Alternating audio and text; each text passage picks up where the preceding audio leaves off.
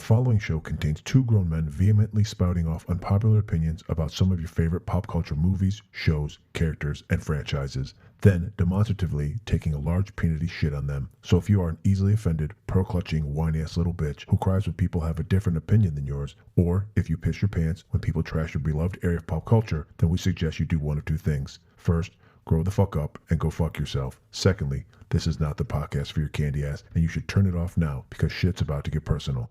You've been warned.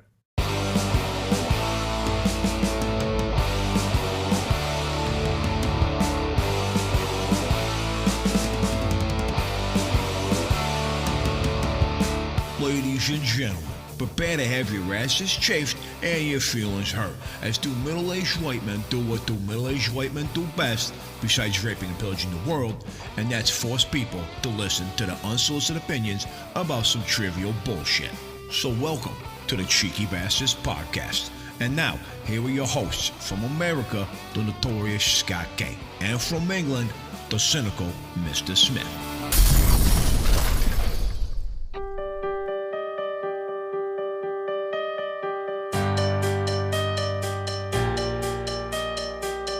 Heidi fucking ho, you slack-jawed sons of bitches, and welcome to Part 3, the dramatic conclusion of our very special 3-part Season 2 kickoff of the Cheeky Bastards podcast entitled Bayhem Unleashed.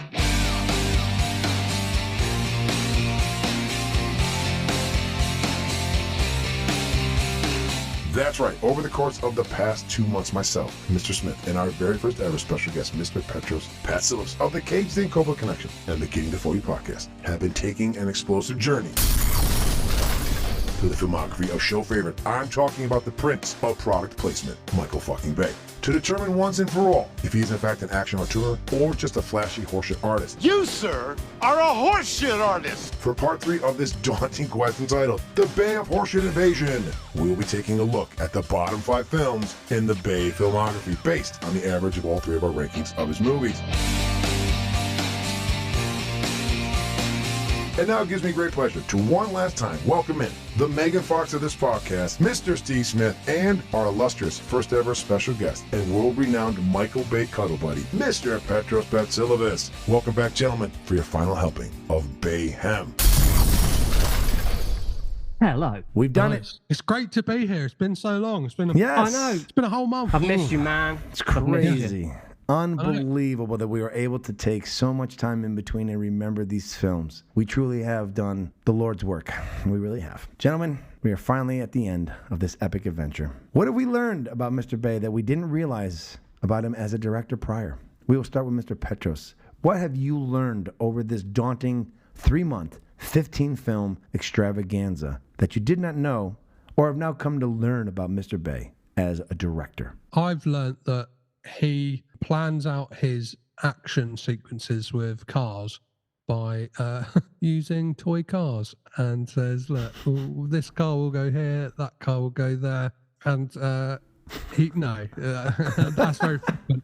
I know that he is a guy, despite what people say about him, like he's really good to the people who work with him, and he always says like, I'll just hire the best people. Like when it comes to stunts and that, I'll just listen to them. And I think that's where his films sing, is going, you know what, I cannot drive a car like this, so let me get the best guys in the biz to do that. I cannot jump out of a plane and like, do you know what I mean, like in a wingsuit and stuff like that. Let me get that.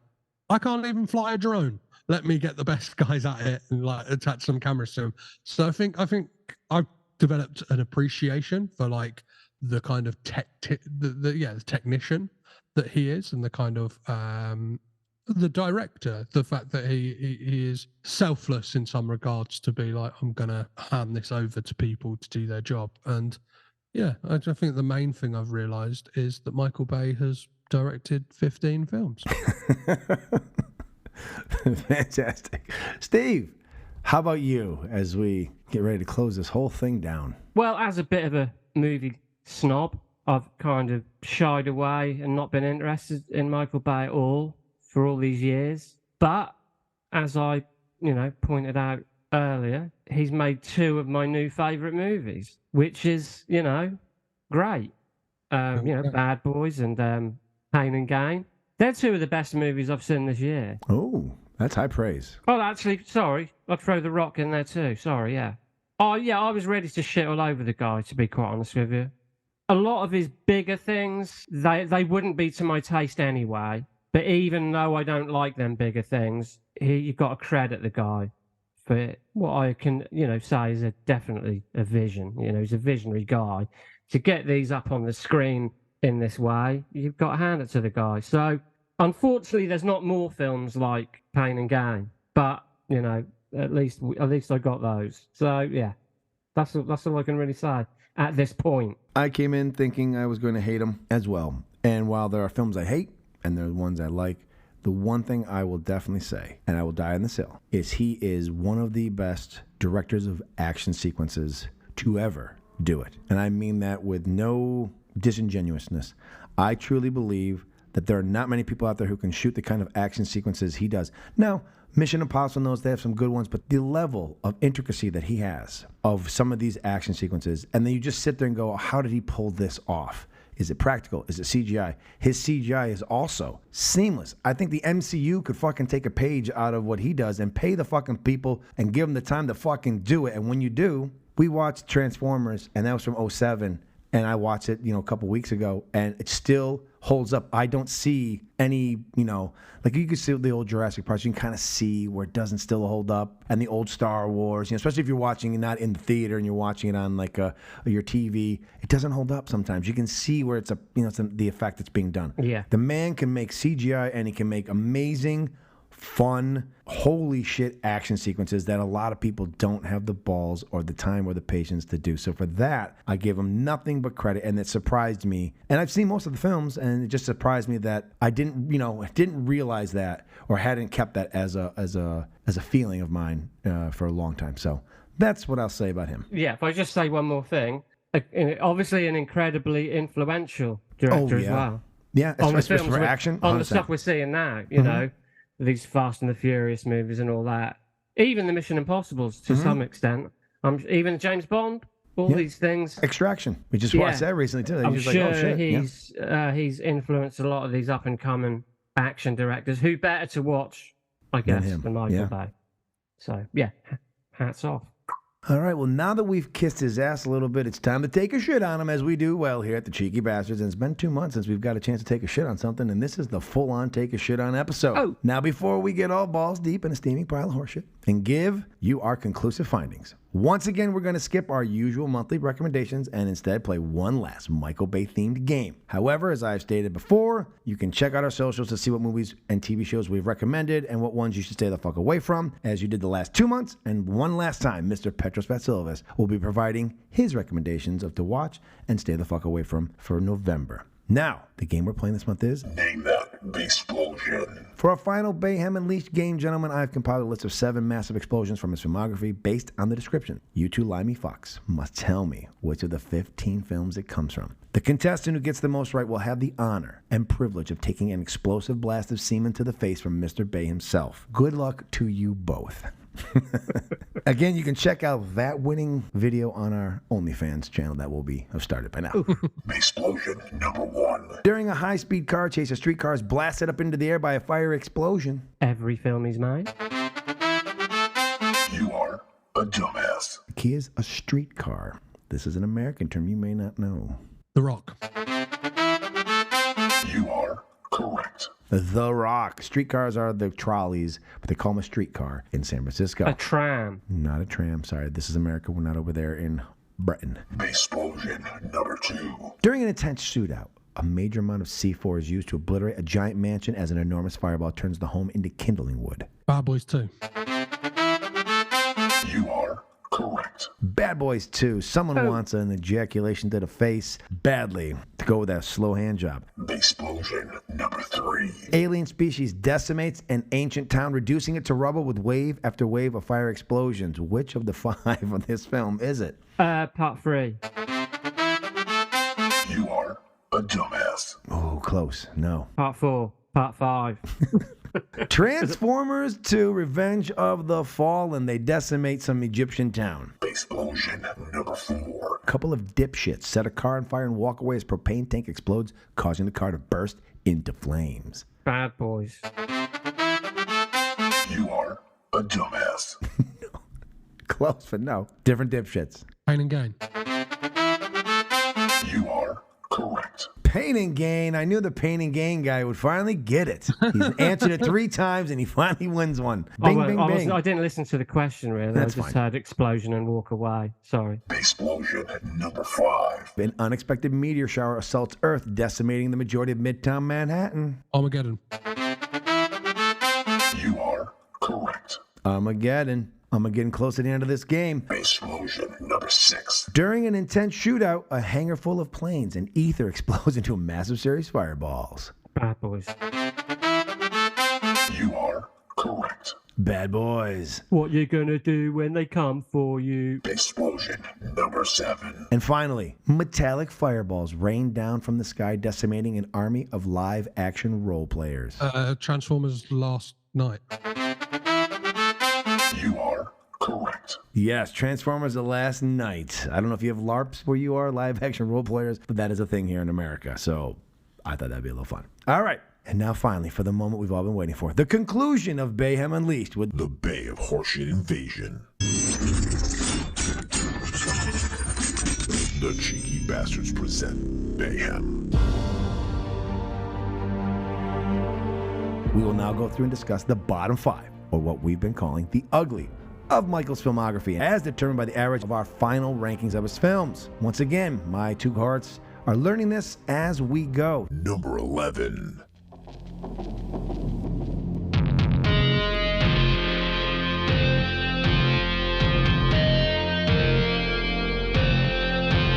The screaming teenager returns, this time as a man after having succeeded in his sexual pursuit of his hot classmate. The 2 lovers once again must fight more giant alien robots led by an angry geriatric transformer. There's no plot, but there is plenty of loud and shiny explosions as machines destroy pyramids in slow motion grandeur.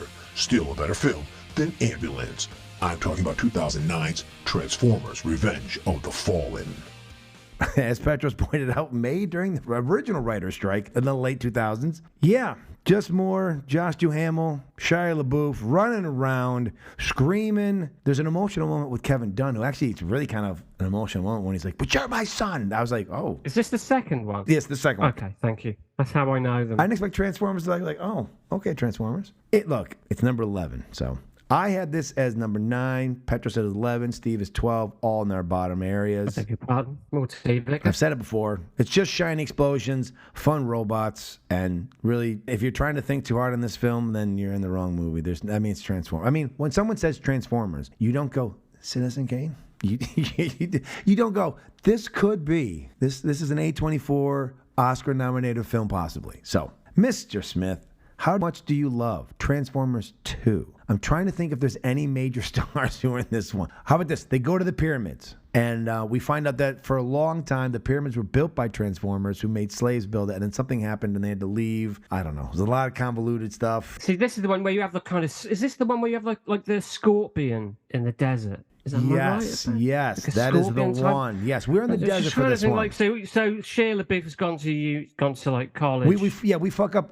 Oh, this is the one where I had this in my notes. This is the one where they go to the Air and Space Museum in Washington, D.C. to find an old Transformer who doesn't know he's a Transformer anymore. He's like hanging from the Air and Space Museum in, I'll say it again, Washington, D.C., which is on the East Coast. And when they walk out the back of the museum, they're in some kind of plain boneyard in the South to Midwest of America, which we just say, fuck it, we're going to do it. We don't know about We're that just stuff. going to, I mean, we're America's going to do America. that. Yeah.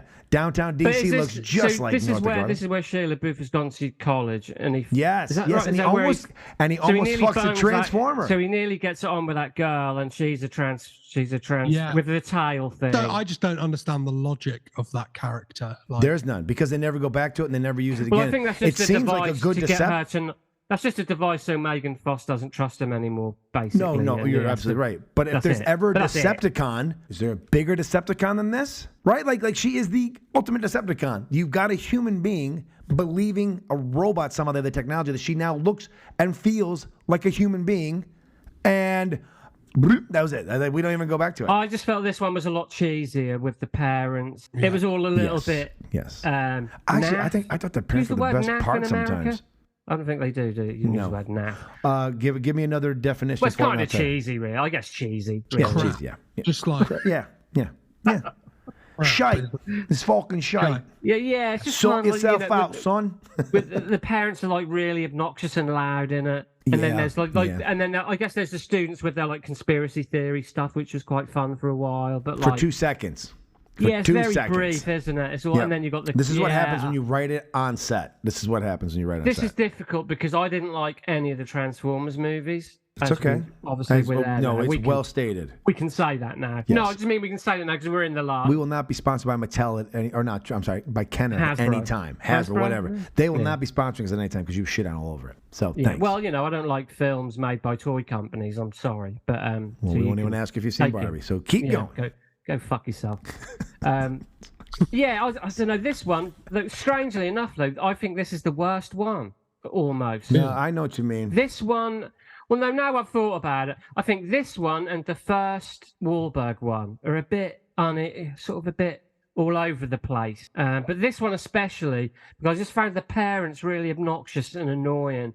And it's just all got a bit farcical. And, after the first one, which wasn't, I guess with stuff like this, the first one is probably the best. Yeah. Oh, yes. 100%. When they do these kind of big franchises, it's usually the first one. And, So, I don't know. Not much to say, really. Found this one pretty bland, pretty cheesy, and kind of like just by the numbers. Well, what ends up happening is what Michael Bay did, and, he's a product placement genius here, apparently. He decided to start what he did, what he's done in all the Transformers following. If you're a fan of Transformers, he starts to add in some of the faves, the fan faves. So he plays a lot of fan service. We get the Constructicons in this, which was fucking cool. But if you're not a fan of really, it gives a fuck about like I said, that. if you're not a fan of Transformers, then you don't give a fuck. But it's a fucking fan service, you old curmudgeonly son of a bitch.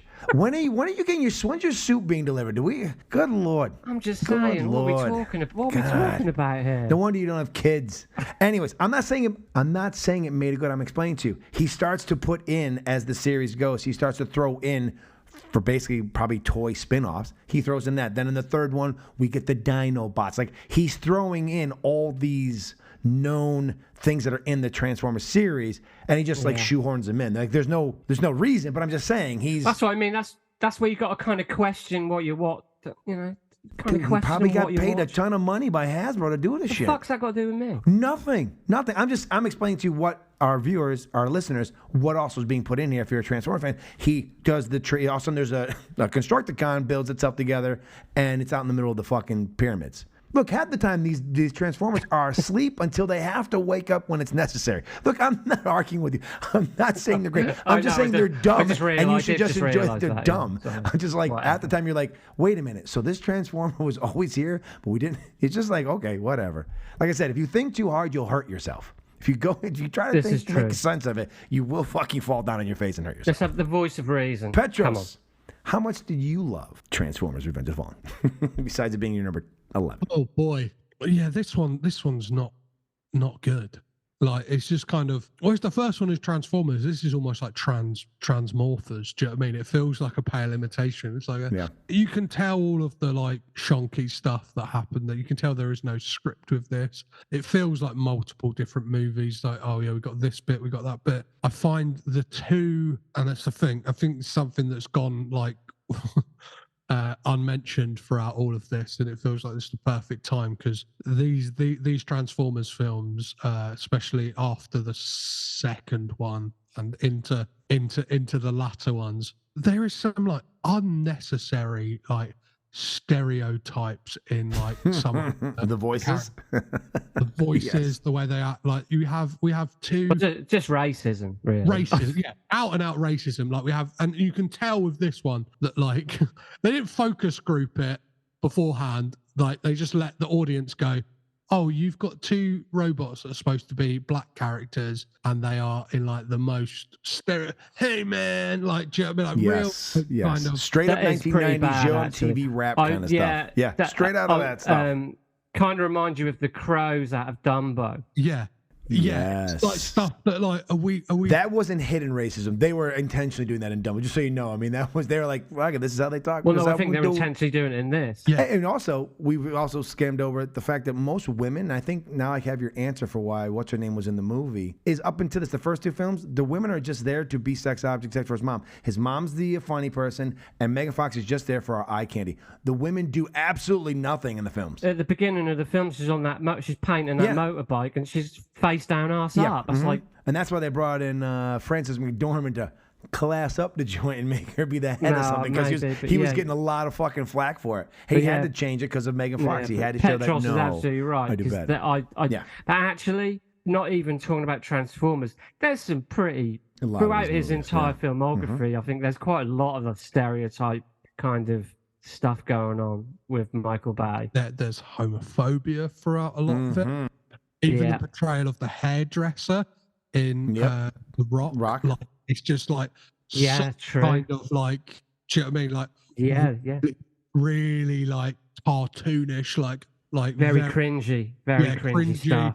That some of the stuff, even in like Bad Boys, a film that I know you like the kind of allusions to like the whole Martin Lawrence thing that he could be gay, and it's always like and even I mean, I know it is a funny scene. I must admit I giggled a bit, but I did think as well in I mean, I know we're a bit all over the place now, but in Bad Boys when they go to the 7-Eleven and the foreign Bad Boys guy 2, and he pulls the gun on him. Freeze mother bitches! When he does the whole, second. That's in the first one, I think. Fuck, I don't remember. That is in the first one. You might be right. Because she needs to get some hair product. That's right. That's right. It is the first one. Yeah. Freeze mother bitches. It's like freeze motherfucker. Give me some juicy fruit or whatever. Yeah. And that guy's a bit like freeze mother bitches and they kill again and all. And yes, all a little bit like. This is not to give a pass. Those movies you're talking about, at least those. They're in the 90s. Like, it was still the... I'm saying that's just the film. That dates how the 90s are. Like Petros so I just want to know, I'm saying if anyone's younger, they're watching it, I just want them to know that this is what was allowed to happen in Hollywood in the 90s. Like, we can make fun of these things as long as we're like pretending they're inclusive. Yeah. You know what I mean? Like, you're like, But by this time, it's like, we can... Do you know what I mean? Like, by this film, what's his name? Tyrese Gibson is basically sidelined. Completely. Do you know what I mean? Completely. And it's like the representation we have of like black characters in this are just these cartoonish, like, do you know what I mean? Like one of them I'm pretty sure has like when he's a robot has like gold teeth and stuff like that. I was going to say, goofy hanging down and stuff. It is a bit. That's why, if you noticed, in his last two films he made, Six Underground and Ambulance, who is the moral center of both of those films? The single black character that he puts in. He's desperately trying to claw back. He is. He is bad. He's moonwalking like Michael Jackson in this motherfucker in those last two films. They are the moral center in both those films, just so you know. This is the tip of the iceberg when we get to kind of racism in and kind of icky stuff in the Transformers as well. There is like, I think maybe the next film we'll talk about, there's like, it gets even worse. Yeah, but to counter that a little bit, in Bad Boys 2, you've got the whole KKK bit at the beginning, so... You know, so he's not the Grand Wizard of the KKK, no, but he's standard. On. He would be what people call standard Hollywood police. Yeah. The standard Hollywood boys club. But anyway. So it's not a very memorable movie because no one fucking wrote it except for the three of us. We could have done better. With AI, we could have done better. I'm just saying we could. We'd have been cancelled. However, that's just the beginning of our shit pile. Number 12.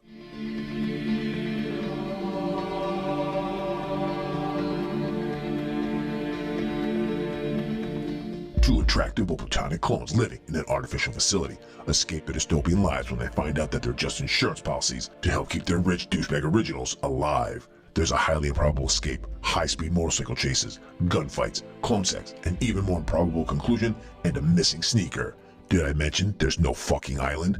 I'm talking about 2005's The Island. Now, once more we have an outlier. Myself and Petros put this as our number 14 films. Mr. Smith thinks this is number fucking 7. You're out of your fucking depths and you're out of your fucking mind.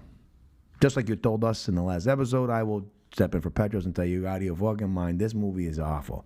Of all the films that he has made, this is the one that I feel is the most left of his center, if that makes any sense.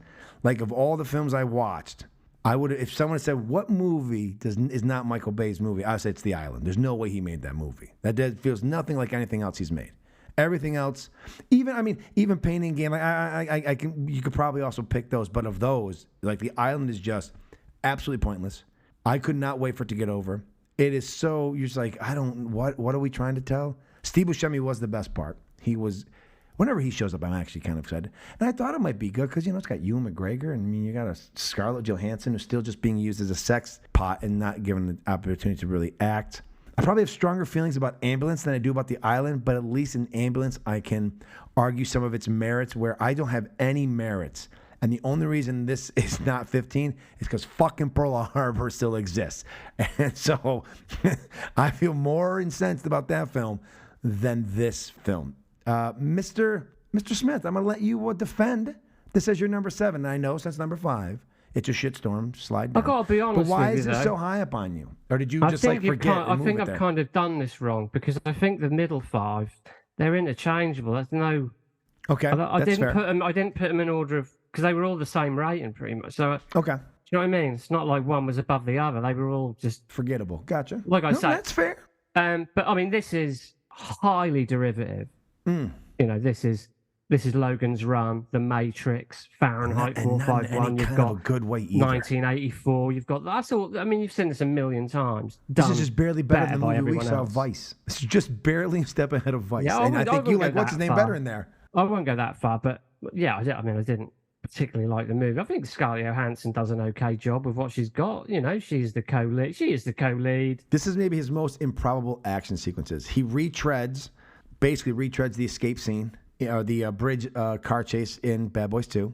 And anyone who wants to check this out on the internet, go to YouTube and you will find that he uses 2 or 3 shots from the scene in the original Transformers or Transformers 2. Yeah, there's a scene he steals. But that chase scene is pretty good. Oh, I'm not saying it's not good, but I'm saying after that, it's when he jumps on the motorcycle bikes that he suddenly starts to ride for no reason. Yeah. And she says, mate, how do you know how to drive this? He goes, I don't know.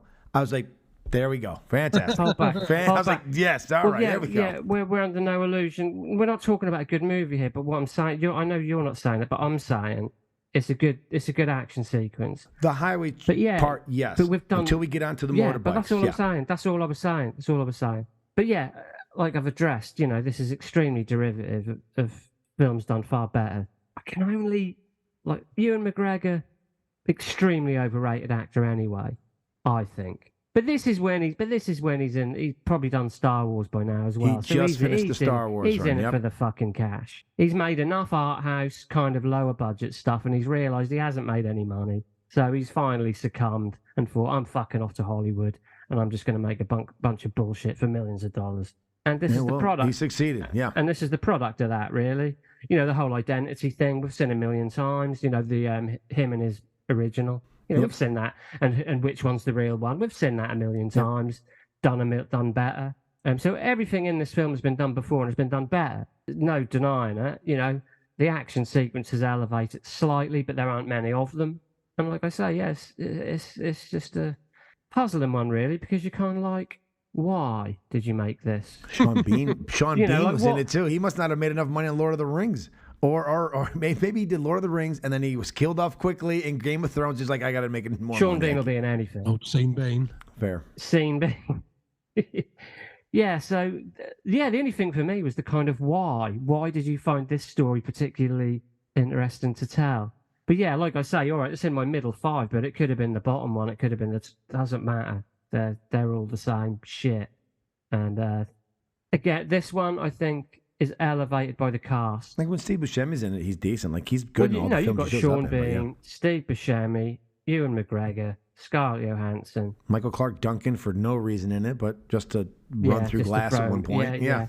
Because you see him so early on in the film, and I hadn't remembered this film. I thought, oh, he's going to be a bigger part of this. And I was like, that's it. Like he was in The Green Mile. He's an Academy Award nominated actor. Yeah. Give him 2 seconds. Yeah. So yeah, really, I got nothing else to say really, other than I'm just puzzled by what the reason why. Petros, we both hated it the same amount.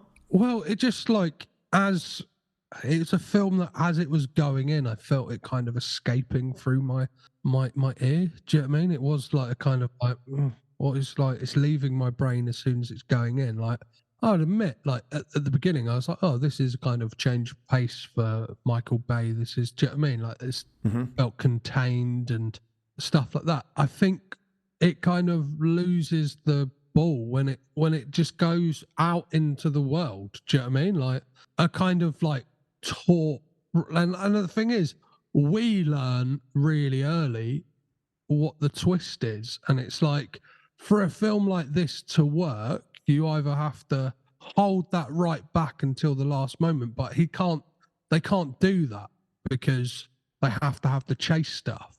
And it's like, well, which are you going to do? Do you know what I mean? Are you going to do a chase movie, or are you going to do what is it to be alive movie, which is a really interesting concept, just done better elsewhere.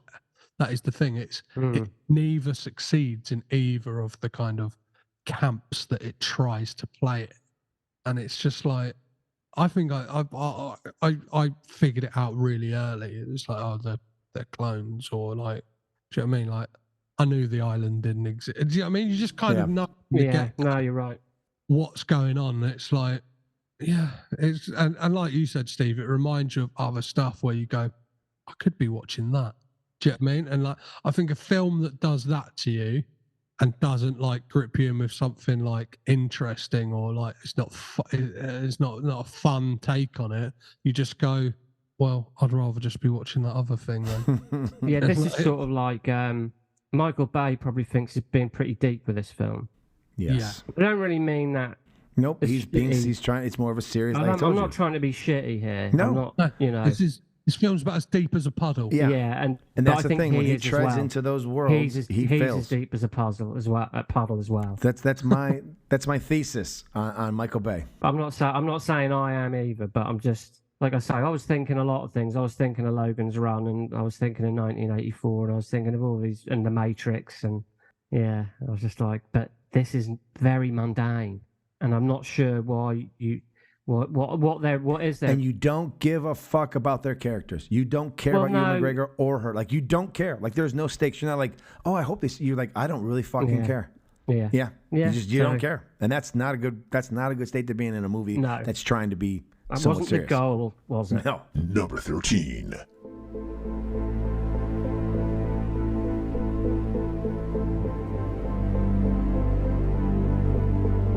Having no more use for the franchise's oversight hero of the previous 3 films, this time around a former underwear model turned scruffy inventor, who conveniently builds robots, joins the never-ending fight between the Autobots and Decepticons to once again save the fucking world from these mechanical asshats. However, this time around there's robot dinosaurs, spaceships, bad Irish accents, and a fuck ton of explosions shoved right up China's ass.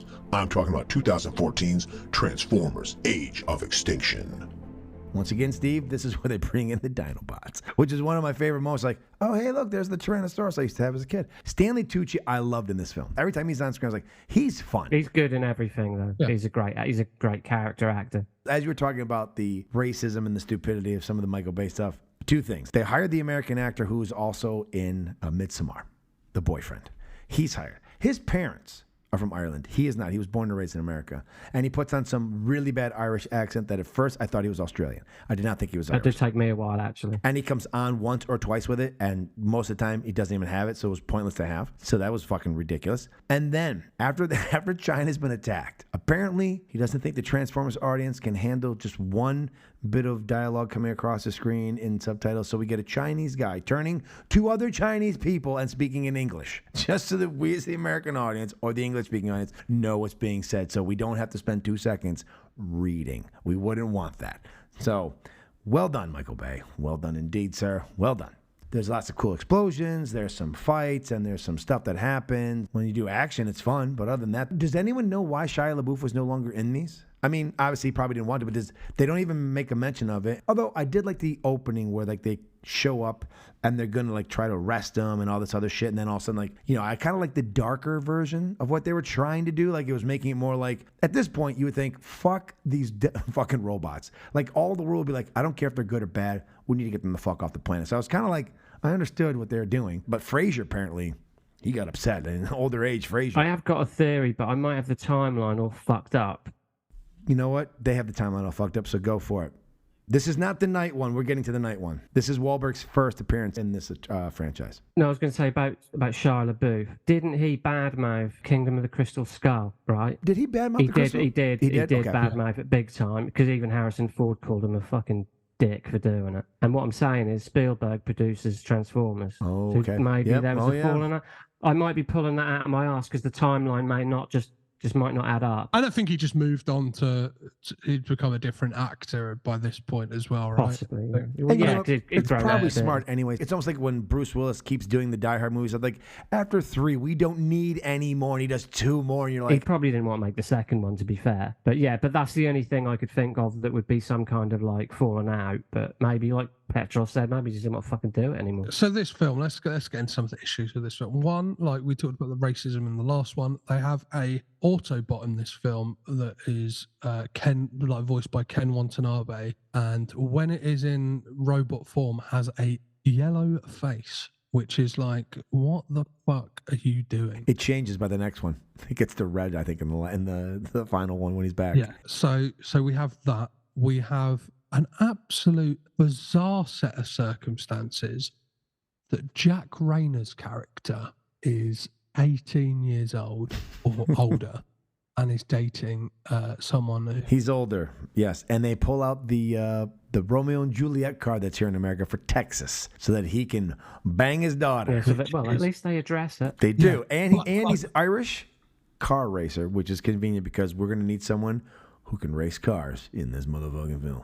But it feels like a lot of like the fact that they had to write that in to excuse this thing, to excuse this plot point, is just weird. Why is that in a family? Do you know what I mean? Why are we talking about like essentially like why are we even a whisper of statutory rape basically being in a family film and then it being explained away? Is just like, what fuck?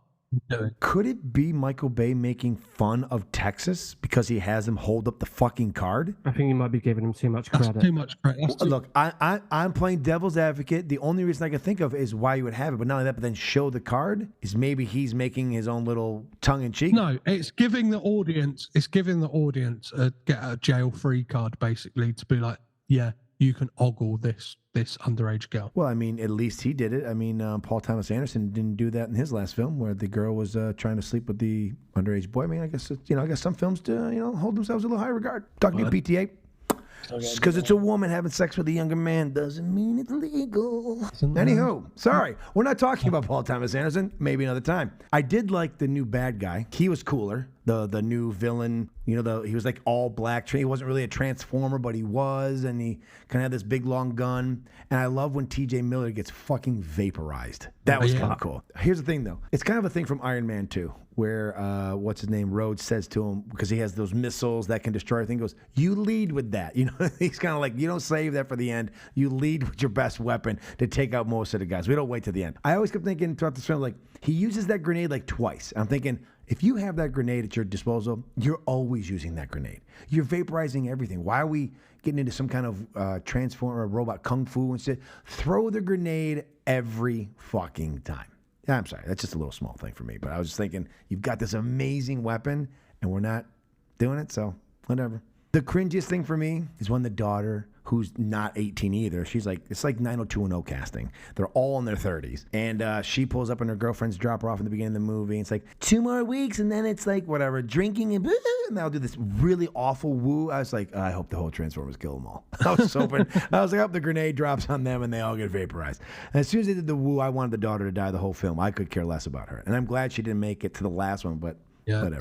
T.J. Miller apparently, like Michael Bay said to him, like, I've hired you to be funny. Why aren't you being funny? And like really didn't go. Which, like, if anything, Michael Bay like did us all a favor because T.J. Miller is a piece of shit as well. So like it's kind of like, and he's not funny. He's supposed to be like lovable and charming and like the comic relief. And it's like I would have loved it if like even though I dislike the film even more than this, if Jared Carmichael was the sidekick from this one as well, I would have happily have taken more Jared Carmichael in this franchise as opposed to TJ Miller, who I think it's like just he wasn't getting on with Michael Bay that he died. As I think he was supposed to be in the whole. Rick wrote him out pretty quick. My question. Is it T.J. Miller's fault, or was there just nothing funny for him to say anyway? That's a good point. Again, I'm not saying that makes T.J. Miller a better person. I'm just saying, is it T.J. Miller who can't deliver the lines? There's just nothing fucking funny to be said. Because a lot of the stigma of Michael Bay is very sophomoric humor, and there just isn't anything funny to say given the circumstances of what they're doing. But I think sometimes, like with certain films, they'll hire an actor who there'll be a thing like I'm sure if you hire like Seth Rogen, you're going to get a load of stuff that you're going to get a load of alts and like a load of jokes. Ryan Reynolds. Yeah, here's your script. Let me have a couple of takes, and you would expect that from somebody who is a comedy actor. And then T.J. Miller, I just think at this point had just had great scripts from Mike Judge, Silicon Valley, and kind of like, do you know what I mean? Was living in the shadow of Ryan Reynolds in the Deadpool movie. Yeah. So like he's like, oh yeah, maybe it's funny. It's like, no, he's just been around ridiculously funny people and stuff, and kind of surfed off of that and had some great scripts. I did enjoy Mark Wahlberg. I didn't think he was terrible. I thought he stepped in for Shia LaBeouf's character and made it different. I mean, he didn't do his pain and gain stuff, but he wasn't awful. He just did his normal thing. I think it was a bit miscast. For a while there, he had this Rolodex of guys he was placing in every 10 years. It seems like he changed them up. Yeah, but I mean, he's kind of a scientist guy, yet he's I know. This he's big, an inventor. I know. But he looks like a Navy SEAL, you know. It's the same Sam Witwicky thing. Yeah. It's like, who is this guy supposed to be? Is he supposed to be a lovable nerd, or is he supposed to be an action hero? It's like one or the other. Yeah, but you have the nerdy guy become the action hero. That's what you do. But they didn't do that in this, do they? Yeah, but unfortunately, in this reality, the only person who actually played the nerdy action hero the best was actually Nicolas Cage, because he never once really becomes the action hero. He does what he can, but it's really James Bond there who's doing most of the action, and fucking what's his name is just fucking lucking out because of James Bond being alive. Yeah. And that's the best thing that they did, is they kept him as the nerd. I mean, obviously in the next two films he would become who he is, but he stayed the nerd the entire fucking time. Number 14.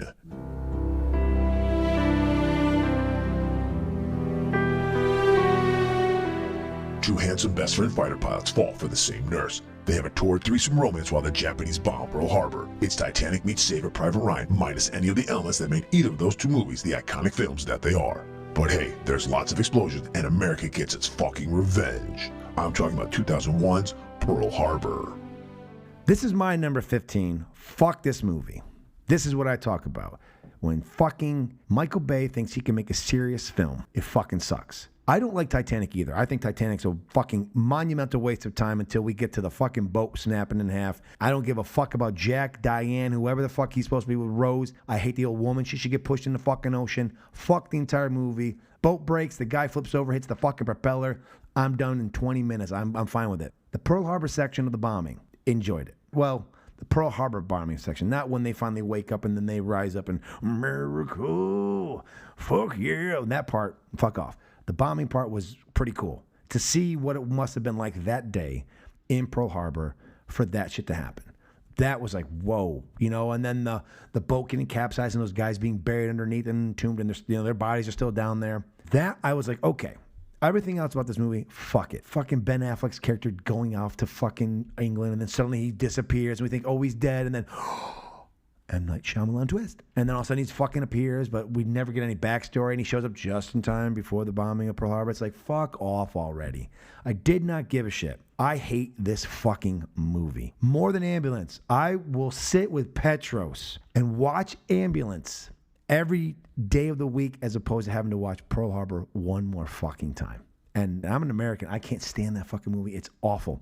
It was like he said, I'm going to take the ridiculous love story, because we need a ridiculous love story, and we're going to shoehorn that in to the horrible events of Pearl Harbor, and then we're going to keep that going. And like at the end when Ben Affleck flies off with his son, fuck Ben Affleck, fuck that kid. I hope the end of the movie, actually, the special cut is that fucking plane lost engines and that thing crashed and hit her and the whole thing went up in fire and we were done with them. Fuck Rafe McCauley, whatever the fuck his name is. Sorry. Now that I'm off my soapboxes, this was my number 15. This is Petros' 13. Steve somehow has this at number 11. The fuck?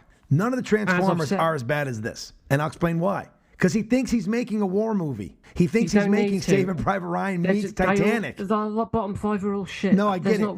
But the other ones are just fucking ridiculous popcorn, lose your mind movies. He thinks this is an Academy Award movie. This he thinks is going to be an Academy Award nominee in 2001. He thinks that's what this is. This is fucking pure shit. Cuba Gooding Jr., who at the time was an Academy Award winner, he gets what, 3 seconds? Like you said, he gets 3 seconds on screen. So I'm sorry.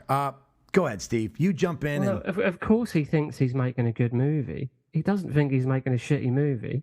I mean, you know, it's terrible. You're right. I'm just surprised it's your 11. I know what you're saying. Well, it's They're not all my shit. 11.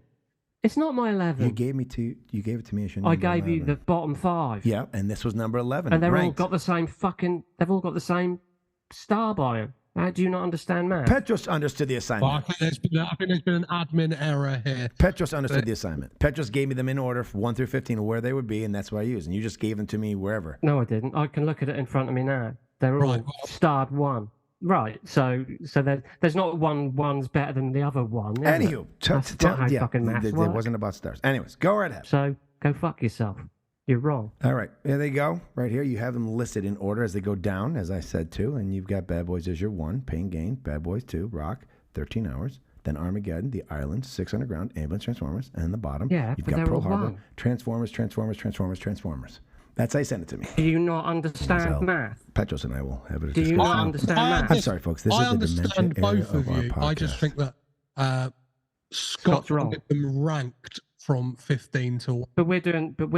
Well, they're 1. They're all 1. What the fuck? Yeah, I said that No, 1 but you're through talking 15. about It stars. said Yeah, it. they're all 1. Well, that's how I rate films. Yeah, I know you rate films, but if you rank The something, stars were you not do one. it- You didn't give someone you do it- 15 you- stars. like You give top up of to the pops here. 15 Do you know what I mean? stars. We're doing 1 through 15. Well, Anyways, I'm not. It doesn't I'm not matter. splitting Pearl anything. Harbor's 14. It's fine. We're splitting hairs. I hate the film. I just asked you a question. Go ahead, Steve. Go ahead and tell us how much Pearl Harbor means to you, since you're not an American, and how devastating it was for you and your folks over there in England. yeah. Everything about this movie is wrong. It's just badly done. Well, Ben Affleck and Josh Hartnett should have just fucked each other. Yeah, so much sexual tension between those two. It's palpable. That's actually in the 4-hour director's cut. They actually, when they say, I don't think we're ever going to be able to get past this, and he's like, I got an idea. They actually bang each other in that car. That's why they slept. Kate Beckinsale is just thrown around like a fuck doll, isn't she? Because it's like she's Ben Affleck's girlfriend. Oh, yeah. Oh, he's dead. Oh, fuck Josh Hartnett. Josh Hartnett fucks her and then says, oh, no, Ben Affleck's still alive. You can have her back. That's all like just a fucking roundabout. Oh, then I'm pregnant, and then, oh, it don't matter that that's his baby and he's dead. You'll bring him up, won't you? Yeah, because you were his best buddy. And then Alec Baldwin turns up and he's like, yeah, we're going to go fuck these Japs up. And then they go fuck them up. Which a lot of people forget that they have the Doolittle the raid, which is real. They forget that that's even there. I forgot it was in there until I was like, oh my God, that's right. There's another part. I thought Pearl Harbor ends at the Pearl Harbor part. I didn't think we kept going on. But this America, we're not going to go out on the bottom, folks. That would have been a happier ending if it would have just ended after the Pearl Harbor attack for me. What is like most offensive about this film is that it was made.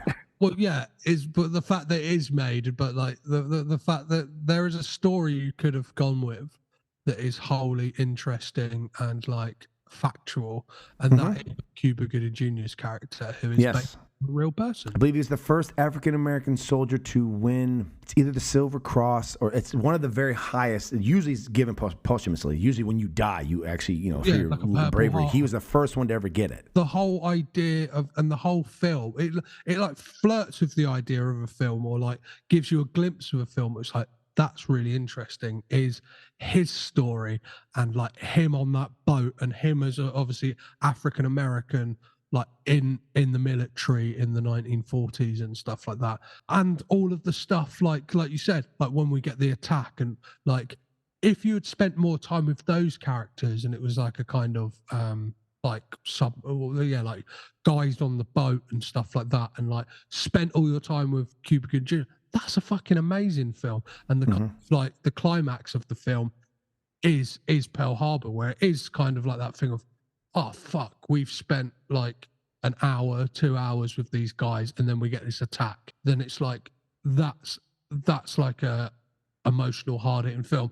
Whereas this film has gone for the Titanikification of films. So it's like, well, let's have this totally made up like love story, and then people would care about that. And it's like, well, no, we don't. I actually care about this guy who actually existed, and like I wanted to see his story, not this kind of confectionery made up bullshit about these people who it's like I'd much preferred to have seen Josh Hartnett and Bennett fuck because that they have more chemistry as like sexual partners than either of two of them have with Kate Beckinsale. Yeah. I mean, some would say they kind of fucked, but some would say they kind of did. I mean, they were both in the same spot. So some would say brothers. I thought you meant the fight. It is a lot like Titanic, where Titanic would have been better. Slip one in while they were having that fight. It'd have been fine in Titanic too. I would have much rather watched the people down, below the boats. It'd have been better to see a class structure of what it was like to be the rich, and then the people who were poor. They knew they were going to die, like that one scene in Titanic where the parents put their kids to bed knowing they're dying, but they put them to sleep so they can go to sleep and hopefully die in their sleep. Like, there's a lot more emotional invested in that stuff than the who gives a fuck about these two people and their love story. No one gives a shit. Yeah, it's like a soap opera, basically, with a massacre in it. Then another then another soap opera, and then another massacre. And it's kind of like, none of this works. None of this comes together. And like Petros says, you've made it into sort of extremely important moment in history, and you've turned it into like a who gives a fuck moment. Like a 3 hour who gives a fuck. Granted, the Pearl Harbor attack is fantastically shot, but this is Michael.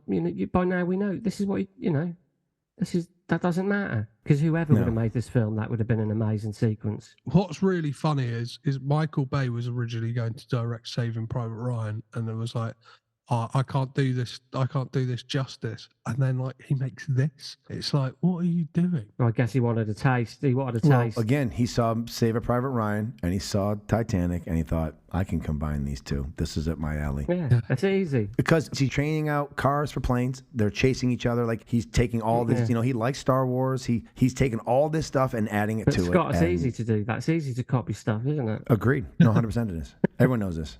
Easy. It's fucking copy, paste, motherfuckers. Copy, paste. Easy shit. Oh. Easy. But yeah, that's a flamball of a movie. End of story. Not even Tom Sizemore can save this film. Which, you're absolutely right. There's a moment I thought Tom Sizemore knew the movie he was in, and he's like, okay, yeah, I get it. I was in Saving Private Ryan, all right. And they're like, Tom, you're going to have a weapon. He's like, give me the shotgun. That's probably goes, this whole fucking movie's improbable. I'm shooting at the zero with a shotgun, all right? Fuck you, Michael Bay. He's like, he's in Black Hawk Down as well, isn't he? Oh, he's phenomenal, Black Hawk Down, but that's Ridley Scott. No, yeah. But I'm just saying, like, in this movie, he's like, look, I'll take the paycheck. I'm going to shoot at this point with a shotgun. Everyone's like, no one would do that. He goes, no one would do this movie. He's good in his home movies too, He's great. Moments I do like about you said about Alec Baldwin, like he's pretty decent. Yeah, he's not a terrible character. He's always good though. Yeah, I just love when he comes in a film and like just kind of does this. He's almost doing the Glenn Ross thing. Comes in like for a speech and then just fucks off for a bit, and then you get a couple of those, and it's like, I just wanted him to say, "Fuck you, that's my name." If you don't win this battle, you're going to get a set of steak knives. That's what you All right, that moves us to the final film. We've made it. We've reached number 15. And if you haven't been keeping track, then you should know it's a movie with robots, because we've done 4 of them and there are 5 of them. So here we go. Number 15.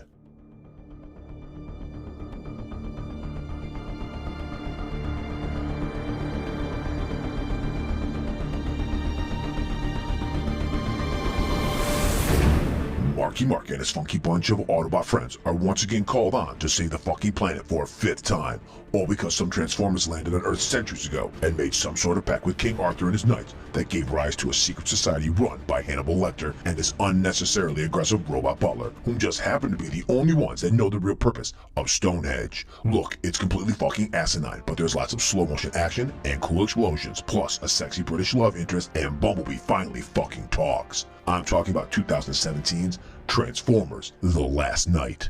This both reached 15 for you. It was my 12th. I felt 3 other movies were worse. But again, splitting hairs. I will say that Getting Hannibal Lecter in this film was a surprise. And he was fucking fantastic. And can we at least agree on that? Like, he's flipping people off. He's having a total fun. I actually like the Robot Butler. I was like, can we just get a movie of those two? Like, I want to know more about them than anything else that happened in this film. Because this is when you know that the wheels have come off for this Transformers series. And you know that there's, like I said, there's just these lines all over the map. So the last film is the first film, kind of. All these robots games are so long ago. We've had a pack. They've been just sleeping in a fucking mountain or under in some down in the water. Like, I don't know. I don't know what's happening. At this point, I don't understand why. But we've also had it that they didn't kill, like, we've also had it that they killed in the previous one, that they killed the dinosaurs. It was actually that. So, like, yeah, they destroyed the Zyros and turned this into Cybertron or iCybertron or something. And then we've had the Fallen were here for a long time, and they helped build the pyramids, but the Egyptians somehow fought them off. And then we've crash landed on the moon. They've been a part of the fucking, I guess, the Crusades. Like, Bumblebee, also we find out, was a part of the Inglorious Basterds version of the fucking robots. He was a part of the Devil's Squadron. Yes. I feel like if the robots were around, I feel like World War II would have ended a lot faster, which would have saved us from having to see Pearl Harbor. Anywho, that would never have been a movie because Pearl Harbor wouldn't happen. I feel like if you have robots, you can just go right into Berlin and kill Hitler just like that. Like, I don't think there's much stopping you. There's nothing in the way. There's not even weapons to stop them. That was the one thing that didn't need to add that made it even dumber. I was like, so wait a minute. And I know this is so, as Steve says, I'm getting hung up on something that really doesn't matter. But like I was thinking there the other day, I was thinking, wait a minute. So Bumblebee and other robots fought in World War II, and it still took 5 years, and there's still 6 million Jews were killed. We couldn't have ended that earlier, like really quick. Like the minute he starts rounding up Jews or even makes a move into Poland, the Autobots are there. The Knights were fucking up all of Germany, and it's over with. I don't know. Just seems like the Autobots come alive when it's convenient for them. I'm just saying. Well, and it seems like as well that, like, there's all this secrecy about them and stuff like that. It's like, how secret could this have been? Like, in the first one, we're supposed to be like, oh, this is like the first time anyone's ever seen them. And then by this, it's like, yes. There's been tons of people throughout history who would have encountered them. Literally everyone has seen them. The only people who think they haven't been seen is them, the Transformers. It's fucking ridiculous. And like, I've got to say this out the gate. The thing I could talk about with this film, and I think that really just made it the worst for me. It was the viewing experience, is the aspect ratio changes within this film. I'm not sure if like you guys got this on your copies. Is absolute, like, it's just like sick, like makes you feel sick, like, because it goes from IMAX cameras to like a wide format and stuff like that. So it's full to iPhone cameras, and it's just, but I think there's 3 different aspect ratios, and it's not like normally a whole sequence would be filmed in IMAX and all of a sudden your screen might go out, which is absolutely fine. Like, you get it with The Dark Knight. Like, I think that opening sequence is in IMAX, and it kind of goes to a more letterboxed like thing for the rest of the film, and then maybe another action sequence will fill the whole screen. This is literally between cuts within scenes, and it will be like full screen letterbox, full screen letterbox, like, and the clicking I'm doing here is how quick it is. And it's just like, well, when something technical is like irritating me this much from like the get-go, it's like, how am I going to buy into this? And then on top of that, the film itself, like, what the fuck? Like, what the fuck is going on? Like, I just really didn't fucking care for any of it. I would have preferred to see it as a medieval tale. The opening I actually enjoyed. I thought the movie was going to be better than it was because I enjoyed those metallic fire, like the siege that's happening. I was like, oh, this is kind of cool. And then when the dragon comes in, I thought, oh, I would like to see this as the entire fucking film. And then it doesn't do that. And then it just, like you said, Steve, when we talked about Dark of the Moon, where they land on the moon, you like that sequence. And then after that, I was like, I felt the same way with this. It was very human heavy, this film as well. Like the Autobots, like they don't really feel like they have a storyline, really. They obviously... Well, Optimus Prime is sent off. I mean, he disappears after the fourth, and he's gone for a long time. Yeah. For the whole movie, actually. They just don't know. It's like they really forgotten what really makes these films sing when they sing. And it's just like, we're just bogged down in all this lore and stuff like that. We've got Anthony Hopkins, so we better use him. Which he was great. Yeah, he really is. was fun. And Stanley Tucci turning up as Merlin.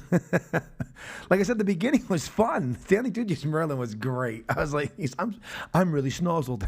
You could give Anthony Hopkins the phone book, and it would be like interesting. Do you know what I mean? Agreed, Like, yeah. So just putting like an absolute killer of an actor in a film is not enough to make a film good. No, you're right. I'm just saying there's just a few moments that were fun, and his little interactions with that robot butler who was like got road rage and wants to kill everybody. He was fun. We get that stuff. We get that girl introduced at the beginning. Again, could have been a great like protagonist, and it's like, oh no, we have to have Mark Wahlberg back in this with like some weird like mullety wig on to like be like, oh no, he lives off the grid. Time has passed. Yeah, he can't cut his hair, but he can have kind of like designer stubble at all times. So what the fuck is going on? Why is he not looking like Grizzly Adams over it? Because he's George Michael. He's George Michael, that 5 o'clock shadow forever. He uses that Remington blade where you can raise the blades and it just gets enough just so there's stubble. You don't get the whole thing. Yeah, he's got a beard trimmer, but he's like, he can't fucking.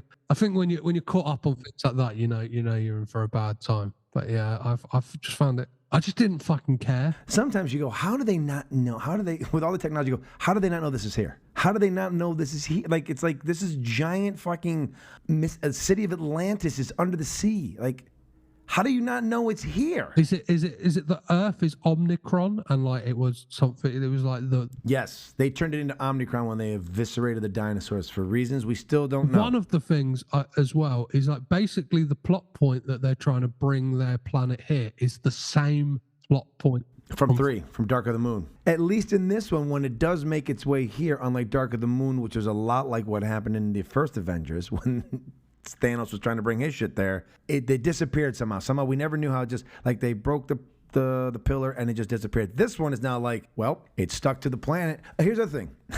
It destroys Earth's moon on the way in. Gravity and everything should be fucked up by now. Tides should be off control. Like, it's just like, we'll figure it out. It's another celestial body.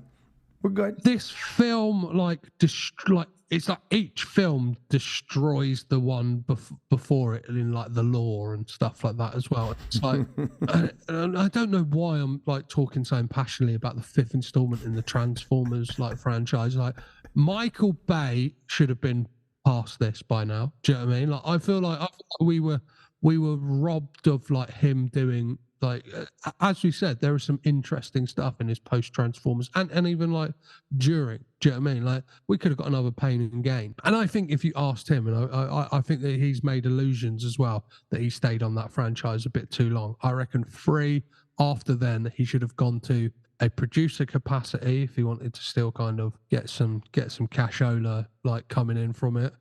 He should have done that and then just done other stuff because this one, it just feels so fucking lackluster. It's like, it's insulting to the audience. It's like, do you know what, we're just going to serve you the same shit in like different packaging. We'll put a bit of King Arthur in there. We'll put a bit of World War II in there to kind of try and pull some other people. We'll try and get your dad to come watch it because we've got Anthony Hopkins in it. We'll try and get like your older brother to come watch it because we've got some like British hottie. Just no, fuck off. Fuck off. That's what I say about this film. He did the 3 Transformers, did Pain and Gain, did the Age of Extinction, did 13 Hours, and then did The Last Night before he goes into 6 Underground. Yeah. So, like, he hit 2, for Steve and I, hit 2 of our top 5 in between these runs. The 13 Hours and Pain and Gain were 2 really good films. And I even enjoyed 6 Underground. And look, I like the ambulance band and some of these too. Especially when you take Optimus Prime out for so long. Like, if they brought him back as the villain for longer, like, it may have been better. But he's gone. Like, he's the reason most people go to see, because you got the original actor, voice actor from the show. And he doesn't show up till like the last third. And his transformation from, I'm going to kill everybody too, all of a sudden Bumblebee talks, and you're like, oh, so that was a switch that flipped. Like Bumblebee finally fucking talks conveniently, and now boom, but Prime's back. I'm back, baby. Oh, here we go. Like, I don't think we even needed Prime. Those fucking robot fucking knights seem like that's all we ever needed. They were some big fucking dudes, and that dragon, like, why do we need any of these other guys? And you look, they killed the franchise themselves, because look at the outings since. They've gone, fuck, we've got to go. They've basically, like, it's like this film has basically ended any forward progression. So they've gone, oh, we have to now set one in the 80s and one in the 90s, because basically, like you said, like, well, once again, just throwing everything all over the place. Like even making more of a footprint of how more people would have seen them. It just is like, okay. So, Steve, you haven't said anything about your favorite film. Come on, hop in here. The Last Night, Sir Anthony Hopkins. I hated this fucking movie. I mean, I think you both. I haven't got much to add.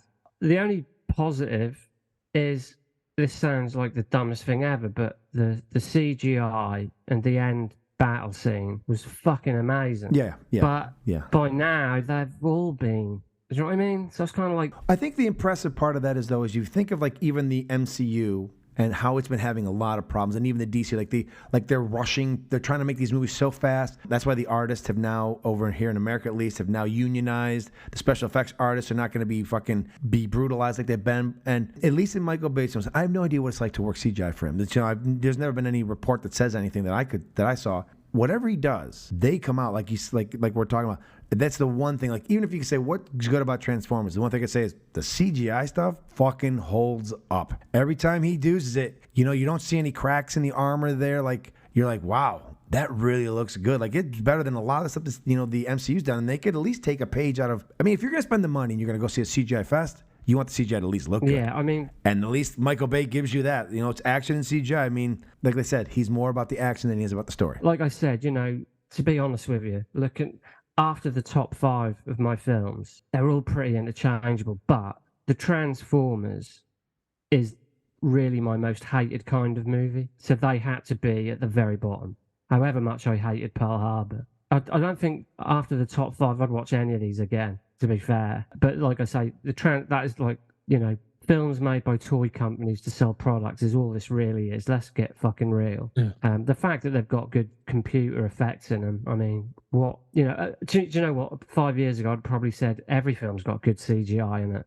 But yeah, we know that with like these superhero movies, man, they don't give a fuck anymore, because they've got the built-in audience. With all these streaming services, they can just churn this shit out on Disney. Well, that's backfired now as well. Eventually, people will lose interest in everything. But that was the only positive I came away from with watching this one, because this was the last film I watched of the Bay movies, and I just thought, man, CGI has come a fucking long way. This is probably as good as it gets. And the sad thing is that was 6 years ago. Yeah, and I don't even know. You know what I mean? Like, it seems like it's declined in the last 6 years. And do you know what? Full respect to you two, I didn't know what the fuck was going on in any of these Transformers movies. You're picking holes in things, and I'm like, I don't even know what the holes are that you're picking. I don't really know what's going on. All I know is, you've got robots and bad robots. Like there's Autobots and Decepticons, yeah? That's as far as I got with my understanding. So I know the good guys are, and I know the bad guys are. Okay. Even that gets a bit. You get. Well, then it starts getting muddy, and then you've got, what are these gremlin fucking things? Yeah. What's all this other stuff with a fucking one singing opera and being a butler and shit? And I'm like, that's called selling extra toys. Yeah, exactly. That's all it was. Because those are not in the actual Transformers, well, no, the shows and stuff. Yeah. But that's what I'm saying. I'm just like, what are we doing it? I've got better things to fucking do. And anything's better than that. Well, now you do. Well, now I do. I'll be quite honest with you, yeah. So, like I say, really, after I just looked at my list again, I'm looking at the top 5, and I'm like, you know what? That's some pretty good fucking movies there. You've got Bad Boys 1 and 2. You've got, Pain and Gain, The Rock, 13 Hours. I'd watch all those again, and, and I have. The rest, though, shaky. So there you have it. The Ugly from Michael Bay's filmography. And now it is time for the moment of truth. Gentlemen, you will each take turns and state your final findings of this 3-month explosive and exhaustive journey through Michael Bay's filmography. Is he an action auteur, or is he a flashy horseshit artist? What say you, Mr. Patsilivas? Do you know what? I really don't know anymore.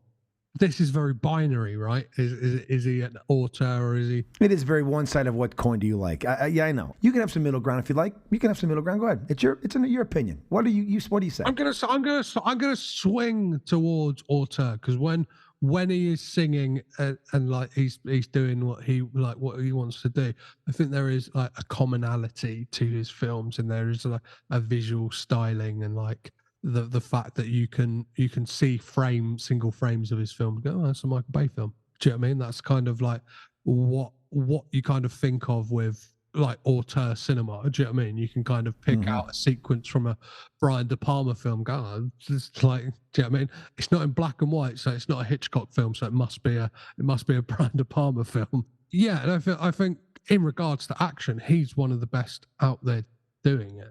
So like, you can't knock him for that. Like, even if you don't like the work, like you've got to take your hat off to just the things he's doing. And like, I'm at a point now where I'm excited to see like what he does next. Do you know what I mean? Like, and I think we're in an interesting period for him. Like, do you know what I mean? Like, if he can, today, I want him to see more stuff that is run and gun. Like, yeah, I think if anything, that a studio should say to him, we will like fund your movie, just make it 90 minutes. That is I think that someone's got to come in with a big stick and kind of be hitting him over the head in the edit bay whilst he's putting it all together. But yeah, I'm going to lean towards action auteur as opposed to a horseshit artist, because I don't think he is. He's like everyone. He's horseshitted a few times, but haven't we all? Do you know what I mean? We haven't all shit gold. Sometimes our shit is stanky. So yeah, action auteur for me, please. What say you, Mr. Smith? I'll keep it short. I don't think of him as an auteur. I think there's far too many people involved to give him all the credit. And if he's not the best, there's other ones who are just as good.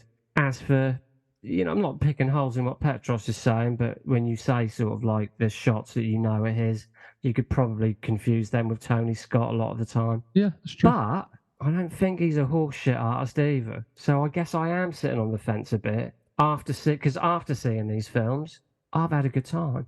And he's not an idiot. He's not an idiot. He's good when he's good. When he's bad, he's bad. He's bad. and another thing is I do struggle with the auteurist thing sometimes. I do think, well, you talk about Brian De Palma. I'm like, he must have, I got a feeling he was watching Dario Argento too. So you can confuse people. No one person. I mean, I guess you've got a vision. A director has a vision. Absolutely. But a lot of people make a film. So I don't want to, if I feel like if I say he's a horseshit artist, that's like I'm running his films down. And I don't want to do that because I've loved some of them and I've really liked them, just because he's made more films I don't like than films I do, that doesn't make him shitty. This means I'm really picky. That's none of his business. I'm a bit on the fence, really, because he's not someone I think is particularly talented, because he's not very interested in story, he's not very interested in character, but he likes to blow things up. That's not a fucking auteurist to me. It's an auteur blowing shit up. Anyone can blow shit up, is my point, because there's other great action directors out there, and if it wasn't him, it'd be someone else. But does that matter? Does that matter, really? Because he made Bad Boys when he was 26. Yeah, true. So I don't want to shit on the guy either. Do you know what I mean? So it's like, I don't think he's an auteur. I'm not sure auteurist is really a thing. And he's not shitty either. So I'm a fence-sitting motherfucker on this one. And I didn't think I would be. I thought I'd be shitting on all his movies and thinking you two were ridiculous. That's not true. That's not what's happened. So it's been a revelatory experience in a way. So yeah, that's it. I'm on the fence. And finally, what say you, Mr. K? I think he's the same side of each coin. I think in his best films, he is an action auteur. I think he does action better than most people are doing it today. And when he's in it, there are some fucking great... He has put together some of the greatest action sequences ever. I don't know, we could do that ranking some other time, but some of the things he's done are spectacular. However, When he is bad, he is really fucking bad. And I think he's also a flashy horseshit artist because sometimes I think he leans on his laurels. We can look at the last 5 films he did, right? Pain and Gain, Transformers, 13 Hours, another Transformers. Like, what the fuck? 600 grand. I'm like, all right, that's pretty good. And then for me, it's like, what? So it's every other movie. So maybe his next movie that comes out next year, you'll be like, we're back in it again. I'm back on the train. But lately it's been, wow, nice job. We're like, what the fuck is happening? So, like, I think I guess I'm sitting on the fence, but I'm saying he's the same. He's both. When he is really good, he puts action together like no one else. But you're right. He doesn't care about story. He cares about substance. Although, he also did a great job with 2 really true stories, and he made them really watchable. So he has the ability, but when he doesn't take himself too seriously, he's fun to watch. But when he thinks he's being an auteur, he's trying to get out of his comfort zone. Let's say he's out of his depths. It's a fucking train wreck. And it's instantly noticeable. And there's a lot of them that are train wrecks, but yet there's some surprises. 13 Hours and Pain and Gain should not be as good as they are, given his track record towards the end of his career. Shouldn't be as good as they are, but they are. Yeah. And you're right, like, they're really good. And they're movies that I will definitely watch again. And I would be proud to say, yeah, I like that Michael Bay movie. And I will say this on the podcast. I will go see the next Michael Bay movie. And from this moment on, he will only get the horseshit artist if we're talking about a film that I think he was a horseshit artist on. I will not just use his name in vain anymore as I have the previous 15 episodes or whatever it was. I will say, because I did enjoy this slog through it. It was fun. I enjoyed our conversation over the 3 episodes of it. And it was at times like, oh, well, another movie. But then sometimes like, wow, that was a breath of fresh air. Like, wow, he can direct. So I do think, like we've been doing, the reappraisal of people is very important. To go back and see if what we really truly hold, we think we believe, is it what we really truly hold and think we believe? Or have we just, been a horseshit artist ourselves? Yeah, well, I agree. And I think I found some new favourite movies. Yes. Yes. Yeah. So you can't ask. And isn't that what film's about? Yeah. Isn't that what Diamonds in the Rough are? You shift through a bunch of shit to find a fucking gem. Well, that's what I was going to say. Was that I found, I don't know about you guys. I mean, I guess that's going to be different for all of us. But the hardest part of this for me was watching the Transformers movies, which is a genre I don't like anyway. So that's not much of a surprise to me that I didn't like them. What is a surprise to me is that I fucking love Bad Boys and fucking Pain and Gain, which I honestly, Pain and Gain, like, blew my mind. And you wonder if he could make all his movies like Pain and Gain, what different view people would have on him. Well, like Petros said, the amount of money that got spent on them Transformers movies. Imagine the fucking Pain and Gains you could have made with all that money. But I've been saying that for years about Marvel anyway. For every Marvel movie that gets made, you think of the potentially 20 small movies that you could have got out of that. Would they have all been good? Maybe not, but still. Well, and it's the perfect kind of summation of where film has got, that somebody who, good or bad, has their own like style, just gets chewed up into franchise entertainment. Like we see it so many times with like directors do an interesting debut film, like, or whatever, and then next thing you know, they're being courted by Marvel. Do you know what I mean? Nia DaCosta did Candyman, and now is doing like, well, I don't know what the Marvels is like, but that is just, do you know what I mean? She did 2 films and now she's part of the Marvel machine. And it's like, you think of all the directors we've lost to franchise cinema in that way, of like, instead of what they would have done in the 70s, for instance, would have been like, hey, that person, do you know what I mean? Or like the 90s, that person's done a decent debut film. Let's give them a bit more money to make their sophomore film. Now it's like, well, they've made an interesting. Let's strip them away from everything that they do and try and see if we can ram them into this peg that is like Marvel or Star Wars. It's like, and that's the thing. Like, irregardless of what you think of like Barbie as like a kind of consumerist like ploy or whatever, that proves like the success of that what people actually want, even if it is IP based cinema, is interesting, different, unique voices and talents to tell those stories, instead of like, do you know what I mean, just going, well, let's make this by committee. As we all know, a horse made by committee is a camel. We want some thoroughbred films out in the world. We get that every so often, and I don't think cinema is completely dead, but it almost feels like something's way out. Do you know what I mean? It's at times.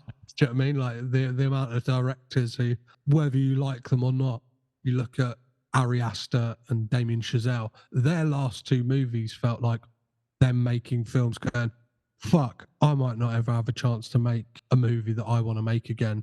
There might not be the money for it, so I'm just going to fucking throw everything at the wall. Do you know what I mean? And then you get the 3-hour Babylon, or like Beau is Afraid. Do you know what I mean? A film that is like fucking like jam-packed with like, it's almost multiple films in one, and it almost feels like, well, there might not be money in the entertainment industry to fucking fund this ever again, so let's fucking all do it now instead of, yeah, good point. So there you have it. Michael Bay is both. He is at times an action auteur, and at other times just a flashy horseshit artist. It is now time to say our final goodbye to Mr. Patsilivas. We want to thank him for foolishly agreeing to join us on this insane 3-month journey through the Michael Bay filmography. And now it is time for the Cheeky Bastards to induct 4 more films into their illustrious top 100 films of all time. The Cheeky Bastards Top 100 Films of All Time.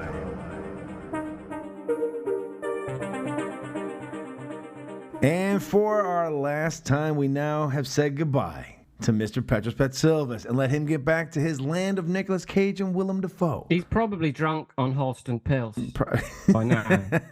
And we are now going to turn back into the podcast of the Cheeky Bastards Flying Duo from here on out. And we do so by inducting 4 more into our top 100 films of all time. We go from 55 to 58. Mr. Smith, once again, I will, as we're in the month of Thanksgiving here in America, I will be charitable and not give you a pox-filled blanket like we do here in America. I'm going to give you the honor once again to get us in and get us started with number 55 and your first inductee for this month. Okay, so my first inductee from 2009, directed by Duncan Jones, we start proceedings with Moon. Now, in the near future, a global conglomerate called Lunar Industries has made a fortune after an oil crisis by building Sarang Station, a facility on the far side of the moon to mine the alternative fuel helium-3 from lunar soil, which is rich in the material. The facility is highly automated, requiring only a single human to maintain operations, oversee harvester machines,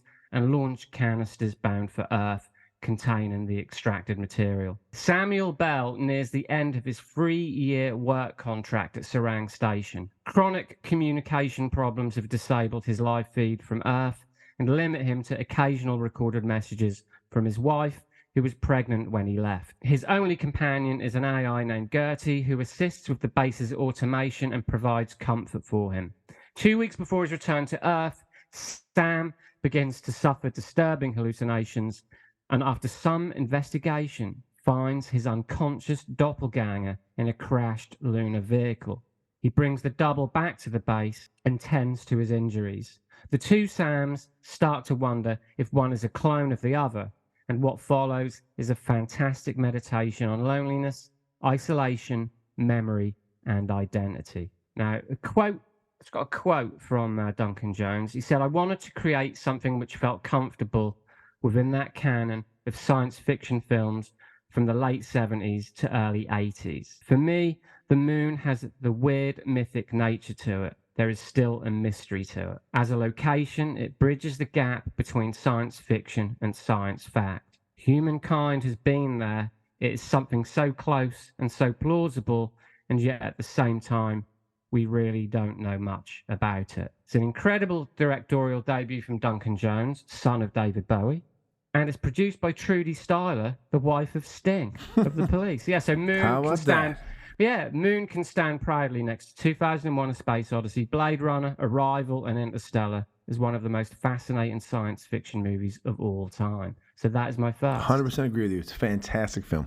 Fantastic film. I think it's an absolute travesty that Sam Rockwell didn't get enough Oscar Sam nominations. Rockwell, he's a phenomenal actor that doesn't get enough credit, in my opinion.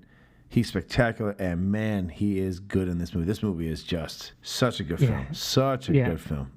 Yeah, fantastic. Excellent. Number 55 is now in the books. It's in the hall. That brings us to my first, number 56. From 2014, Whiplash. Directed by Damien Chazelle, this film is an electrifying and intense cinematic experience that explores the pursuit of excellence in the world of music through the tumultuous relationship between a young jazz drummer and his demanding instructor. This film is a tour de force in storytelling, character development, and music. The story follows Andrew Neiman, a talented young drummer who aspires to become one of the greats in the world of jazz. He enrolls in the prestigious Schaefer Conservatory Music School, where he encounters the enigmatic and brutally demanding Terrence Fletcher, the conductor of the school's renowned studio band. The heart of Whiplash lies in the complex and often abusive mentorship dynamic between Neiman and Fletcher. J.K. Simmons delivers a powerhouse performance as Fletcher, a character who is both charismatic and terrifying that won him an Academy Award for this portrayal, and it is well deserved. He embodies the essence of the relentless and ruthless music instructor. Miles Teller's performance as Andrew is equally remarkable. His dedication to the role is evident, especially in his drumming sequences, which were performed by Teller himself. The film effectively portrays the sacrifices and personal toll that the pursuit of perfection can take on an individual. The film's pacing is relentless, mirroring the tireless pursuit of musical greatness. Chazelle's direction is sharp and the editing keeps the tension high, especially during the mesmerizing and high-energy musical performances. Whiplash explores themes of ambition, sacrifice, and the fine line between mentorship and abuse. It's a gripping character study that delves into the psychology of artists and the lengths they will go in order to achieve their goals. The final drumming performance is a cinematic crescendo that leaves audiences breathless. In addition to its compelling narrative, Whiplash is a celebration of jazz music with a soundtrack that pulsates with an energy and emotion. The music becomes a character in and of itself, driving the narrative and adding depth to the film's exploration of artistry. Whiplash is a riveting and unforgettable cinematic experience that leaves a lasting impact. It's a must-see for anyone who appreciates powerful performances, intricate storytelling, and the transformative power of music, and it now takes its rightful place in our top 100 films of all time. Okay. I watched this movie for the first time last November.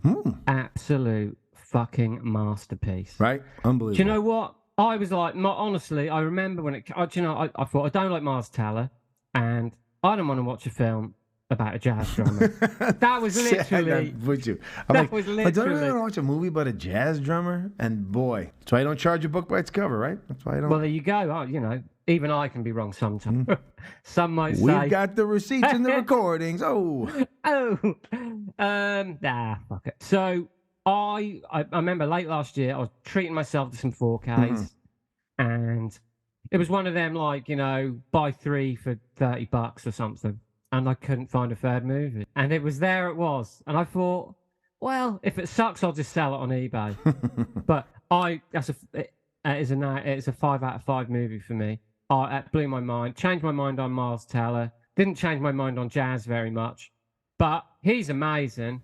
Everyone's amazing. The uncomfortable scenes around the kitchen table with his family, the brotherly rivalry and all that, you can totally relate to. How no one appreciates his love of art and music, and they're just kind of looking down their nose at him. There's all these stresses going on in his life without the drumming side of it and his teacher, And when he's driving his car to the thing, and that's like the end of Goodfellas, where Henry's in the car and a helicopter's flying overhead. It's just got that same intensity. Do you know what I mean? I love the film, just love it. So yeah, I'm more than happy that's in the top 100. 10. That brings us to your second, number 57. What do you have for us for closing out your November edition of our top 100? Okay, so from 1984, we have Repo Man, directed by Alex Cox. One of my personal films, one of the films that in my formative years I saw a million times. After his girlfriend leaves him for his best friend and he gets fired from his job on the same day, Los Angeles slacker and punk rocker Otto Maddox lands a gig working for an eccentric repossession company called the Helping Hands Acceptance Corporation. At first, Otto is reluctant to work as a repo man, but he grows to love the fast-paced job. After learning of a Chevy Malibu that has been given a $20,000 price tag, Otto embarks on a quest to find a car, which is rumored to have radioactive extraterrestrials in its trunk. What follows is a race against time to find the vehicle before the FBI get their hands on it for their own sinister and nefarious purposes.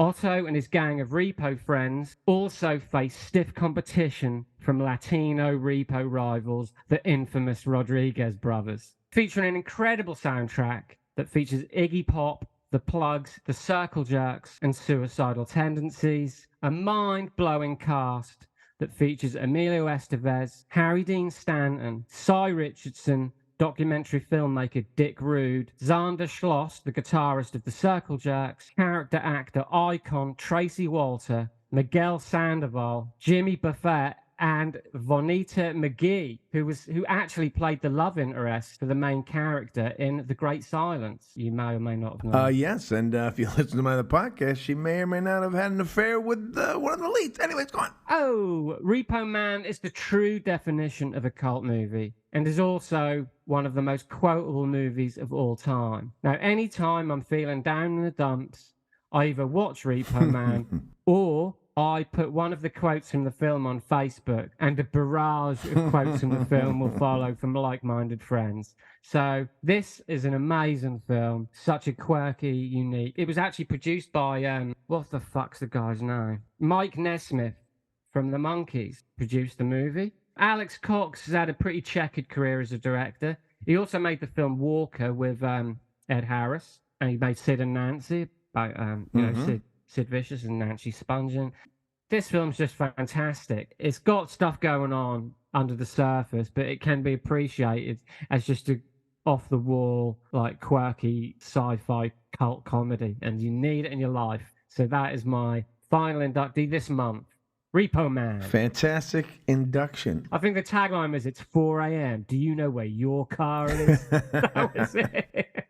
I love this movie. Well, mine comes to us from 2001. It too is a cult classic. It is Donnie Darko. Directed by Richard Kelly, this film is a mind-bending cult classic that defies easy categorization. This enigmatic and thought-provoking film blends elements of psychological thriller, science fiction, and coming-of-age drama, creating a cinematic experience that leaves viewers both perplexed and captivated. The story revolves around Donnie Darko, a troubled teenager who narrowly escapes death when a mysterious, grotesque rabbit-like figure named Frank lures him out of his room just before a jet engine crashes through the roof of his house. This event sets in motion a series of bizarre occurrences, including time travel, parallel universes, and a search for the meaning of existence. At its core, Donnie Darko is a character study of a young man grappling with mental illness, existential questions, and the alienation that often accompanies adolescence. Jake Gyllenhaal delivers a standout performance, capturing Donnie's complexity and vulnerability. Supporting cast, including Jenna Malone, Patrick Swayze, and Drew Barrymore, adds so much depth to the narrative. The film's atmosphere is haunting and dreamlike, with a soundtrack featuring 80s classics that enhance the eerie and nostalgic mood. Kelly's direction is both stylish and unconventional, blending elements of science fiction with a deeply personal and philosophical exploration of fate and free will. One of the film's strengths is its ability to keep audiences engaged in a puzzle-like narrative. Donnie Darko invites viewers to interpret its symbolism and metaphors, making it a film that inspires discussion and analysis long after the credits roll. While Donnie Darko may leave some viewers perplexed or divided due to its intentionally ambiguous and complex storyline, it is precisely these qualities that have cemented its status as a cult classic. It challenges conventions, prompts introspection, and invites viewers to explore the blurred boundaries between reality and imagination, and it now resides in our prestigious top 100 films of all time. Why are you wearing that stupid bunny suit? Why are you wearing that stupid human suit? Yeah. Love that fucking movie. I love this movie. I didn't get to see this in the theaters. I was still my first full year in the military. This is before 9/11, so it was probably late spring, early summer when I went to Blockbuster in lovely Columbus, Georgia, The good old and days saw of this. Blockbuster. And I was like, you know what? I'm gonna give this a go. It looked, had a cool look to it on the cover. Popped it in. Been in love with it ever since. And I have gone on record as saying most times I usually lean, especially in the 90s, 2000s, before directors were really given carte blanche and they could do what they wanted. I used to say, watch the director's cut. That's the real version of the movie they wanted. Do not watch the director's cut of Donnie Darko. Richard Kelly made a phenomenal film, but the original release is the best. He changes the music, and that's really the big change in it, but the music sequences in the original release are so much better. Yeah, I always feel like the director's cut kind of signposts everything a bit too much.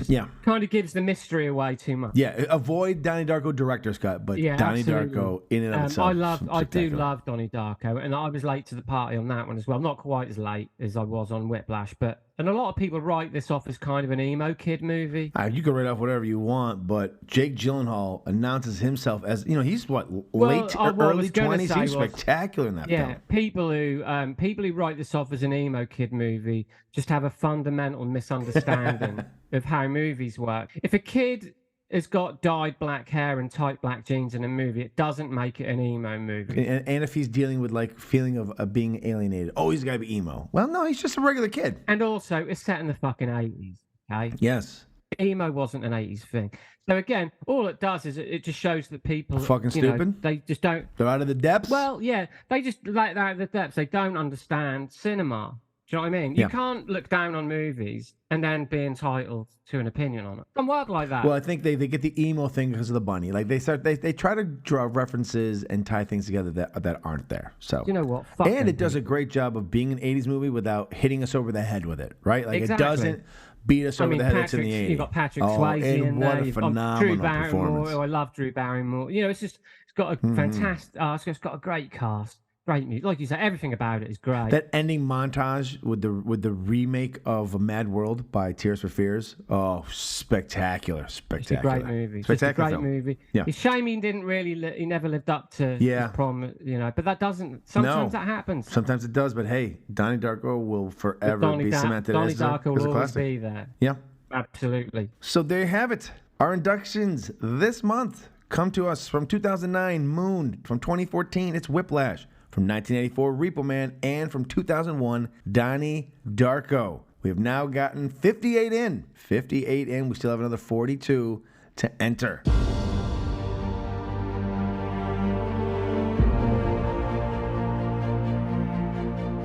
That will do it for our Bayhem Unleashed Season 2 extravaganza. I would once again like to thank our special guest, Petros Patsilivas of the Cage and Coppola Connections and the Getting It For You podcast for joining us on this explosive 3-month journey that may or may not have all been recorded in one long 5-hour session. Now, we hope you all enjoyed this as much as we did bringing it to you. Regardless of how we felt about some of the films, it truly was one of my more enjoyable moments and fun moments of doing podcasting. Now, you can find all the links to Petros' endeavors and his socials in our show notes. And be sure to join us again next month as we get back on fucking track, as we will bring you a very special Christmas episode of the podcast. We'll just leave it at that. Now, be sure to join us again in 2 weeks to check out our latest episode of Dropping a Bruise. Available, just like this podcast now is, on the Last of the Action Heroes Podcast Network, or wherever you get your podcasts. So until then, stay explosive, my friends.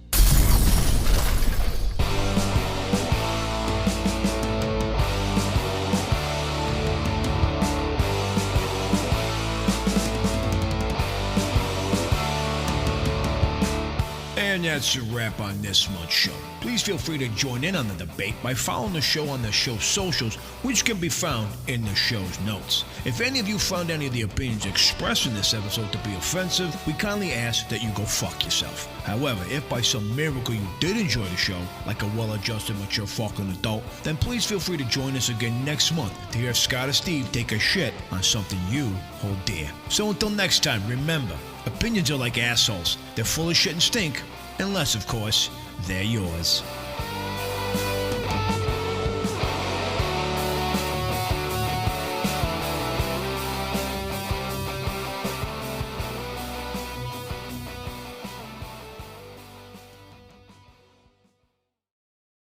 This has been a Man with an Exceptional Beard production.